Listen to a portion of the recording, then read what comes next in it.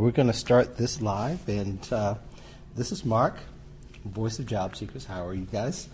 This is a surprise impromptu interview with Victoria Crispo, who's with idealistcareers.org. Check out, and there's a brand new site, correct? I mean, it's a brand new revision or presentation of it. Yes. So we have also been running idealist.org, and that site has had a revamp, and so so the search process is a lot faster and quicker when it comes to not just jobs, but also internship and volunteer opportunities, and you can also search organizations on the site as well. So when people go to the site, what should they expect to see as far as what you have available? There's a job board, and it's mostly of nonprofit organizations. Absolutely, correct? Yes. So it's mainly nonprofit organizations, and a few other organizations that are in support of nonprofits in some way. So there may be some third-party recruiters on there who specialize in nonprofit hiring, or some public relations firms that specialize in nonprofit work. Okay. And how long has this job board existed now? It's been since 1995. Yeah. So it was like one of the first job boards, and probably even first for nonprofit organizations. Yes, it's been around for a long time. We're pretty well known in the nonprofit industry. I have used the board in my former career before I worked there. I worked in higher education at a career development center, and I was using idealist.org all the time with our students and alumni. Okay, so who would use Idealist Careers these days? So anyone can use Idealist Careers. So I just want to clarify that there's actually two separate sites. There's idealist.org, which is where you would go for those listings themselves. Okay. And then we also run a companion online publication, which is where you would find your career information. We post articles on there. We publish Monday through Thursday each week, and you would find articles that are specific to the nonprofit industry and what it might be like to find a job in that area. And of course, in many cases, that information can cross sectors, and it doesn't quite matter if you're not looking in the nonprofit industry specifically, but you'll find something that is of use to you. Okay, and so just to clarify for some of you, this is impromptu. What happened was Victoria and I met online, and she invited me to an event downtown Chicago. So me living in Chicago, I took advantage of the opportunity not to just, to sightsee down here, but I really want to meet Victoria. I really want to know more about the organization. And Idealist Careers is something I think has been developed as a part of idealist.org in recent years. Idealist Careers hasn't always existed itself, correct? Right. So it didn't exist the entire time that idealist.org did. So that was started in 2013, that online publication. So it started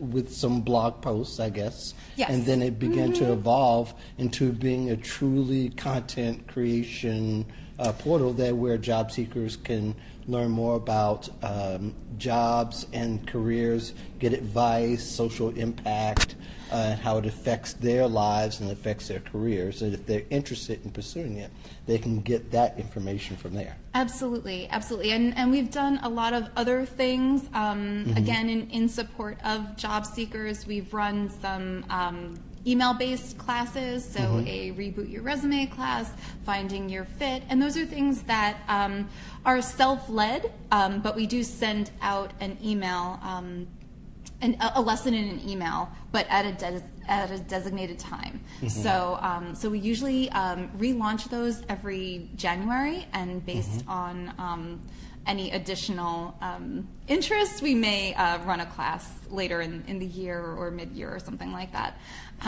So that's just one other thing that we've done. We've done lots of webinars, sometimes in partnership with a college or university, but also for professional associations. And those can be run whether in person or online via webinar and live webinars. So, okay. so we've been doing a lot of and you've done some of those webinars yourself, because yes. I think is one of the things that you do is you're a certified resume writer yourself. Is that correct? No. Okay. But before this, but you've always been in the career space in some kind of yes. way. Maybe my info was just a little tacky, but I apologize. But really, that's neither here nor there. You get the brownie points for either way, but other than being yourself. I did consider it. I thought about getting the certification, and then I opted not to. Okay. It was a little bit too much focus on whether you should put a period at the end of each or not. A lot of very formal type of ends. So we can go there. There's some argument in career space right now about resumes. I don't want to go there, actually. Okay. But where I do want to go is this time of year. Is this a good time of year to apply to nonprofit organizations in general, or is there a peak time in which people can get more traction on a job like that if they want it? Sure. So what I can say about a lot of the organizations on our site are that they are your smaller organizations. Maybe they have 10 people in their office, or perhaps they're larger, but not your 100,000 gotcha. Not the American right.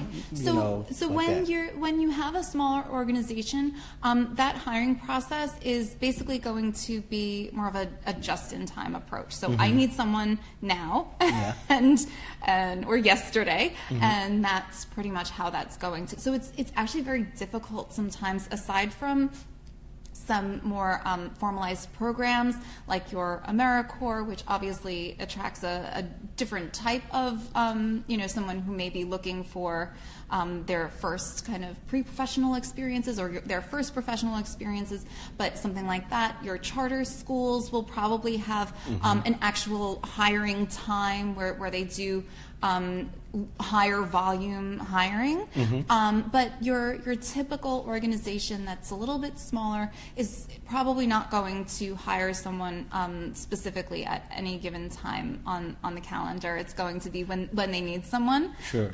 So I would say to keep your eyes and ears open. You can certainly set up an email alert on Idealist based on the criteria that you put forth.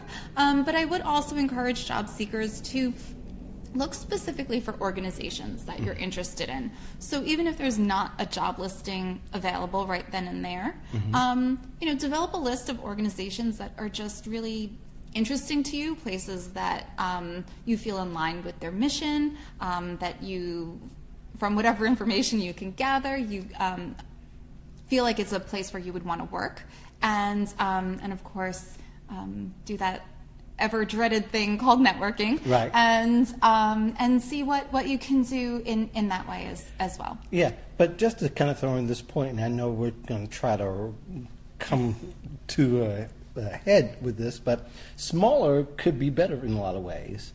Being that, one, you don't have to go through all the bureaucracy of like a job board where there's a system, there's an ATS, there's having to go through that. You can actually maybe find one or two of those 10 people engaged in some kind of way, and also, go through the process of the board, but also build a relationship on the back end to kind of reassure your information.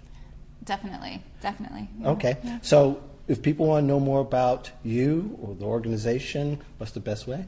They can go to idealist.org, and for those career articles, go to idealistcareers.org, and you can email me, very easy email address, victoria@idealist.org. Thank you very much. Thank you, Victoria, for joining us. Thank you so much for having me. This was fun. Yes, absolutely. And hope to see you soon. Look forward to bringing you another episode soon.